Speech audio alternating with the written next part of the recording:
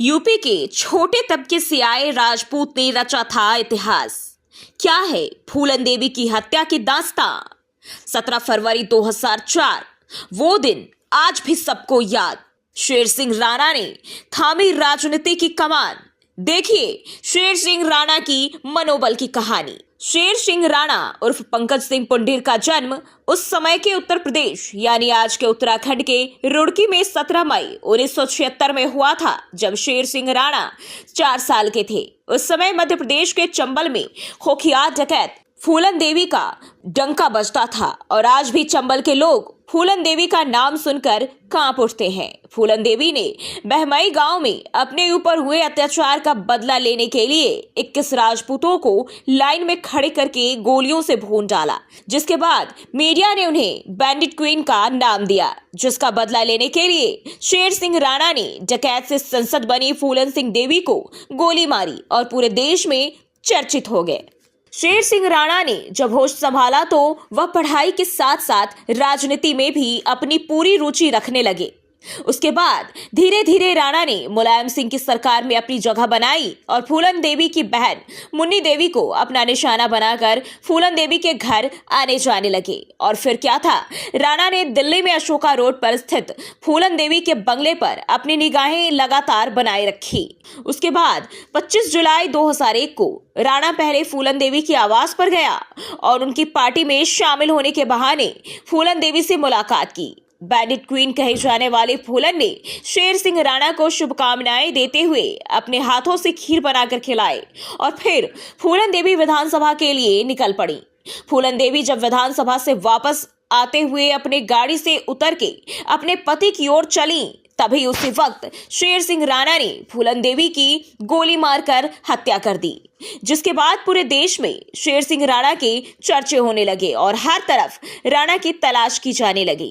राणा ने फूलन की हत्या के 2 दिन बाद ही देहरादून में पुलिस के सामने आत्मसमर्पण कर दिया और अपना जुर्म भी स्वीकार कर लिया, जिसके बाद कोर्ट ने शेर सिंह राणा को फूलन की हत्या के केस में उम्र कैद की सजा सुनाई थी। शेर सिंह राणा की कहानी में एक बड़ा मोड़ आता है। 17 फरवरी 2004 को फूलन देवी की हत्या के लगभग 3 साल बाद सूरज अभी तिहाड़ जेल की 4 दीवारी चढ़ भी नहीं पाया था कि 2 पुलिस वाले जेल के बाहर आते हैं।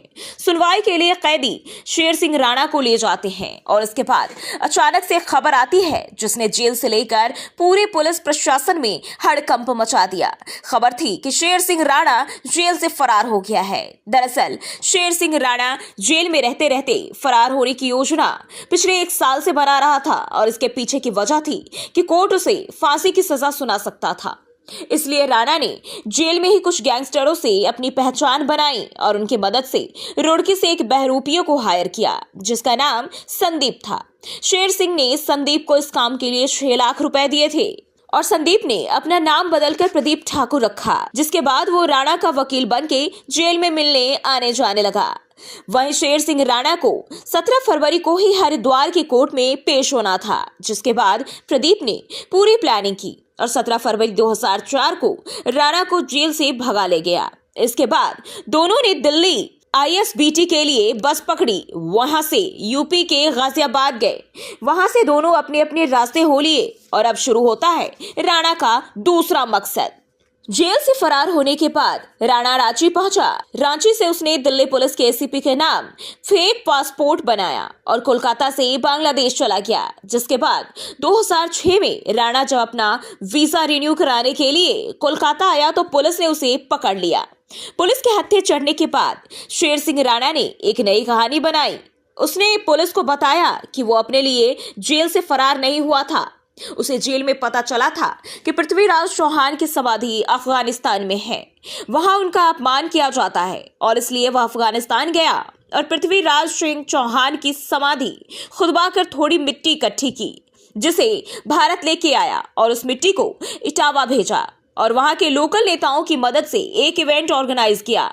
हालांकि राणा की इस कहानी की सच्चाई कभी साबित नहीं हो पाई, जिसके बाद पुलिस ने राणा को 2006 में गिरफ्तार किया और दोबारा जेल में डाल दिया। शेर सिंह राणा को कोर्ट ने 2006 में उम्र कैद की सजा सुनाई, जिसके बाद राणा ने जेल में रहते रहते ही राजनीति में कदम रखा और साल 2012 में शेर सिंह राणा ने जेल से ही यूपी के जेवर से समाजवादी पार्टी के साथ मिलकर विधानसभा का चुनाव लड़ा और हार गया। यही एक दौर था कि राणा ने जेल में रहते हुए भी अपनी पूरी फैन फॉलोइंग बना ली। वहीं राणा को इलाहाबाद हाई कोर्ट ने साल 2016 में बेल दे दी। शेर सिंह राणा जेल से जब बाहर आया तो एक आदमी या दोषी के रूप में नहीं, बल्कि ठाकुर समाज के बीच एक हीरो बन के उभर कर सामने आया। राजपूतों के राजा पृथ्वीराज चौहान की अस्थियों को वापस लाने वाली कहानी तो सच साबित नहीं हो पाई, लेकिन इस कहानी से राणा को काफी माइलेज मिली। वहीं राणा की इस कहानी पर बॉलीवुड ने एक फिल्म भी बनाई, जिसे बायोपिक शेर सिंह राणा का नाम दिया गया और इस फिल्म में शेर सिंह राणा की भूमिका को विनोद भानुशाली ने निभाया है।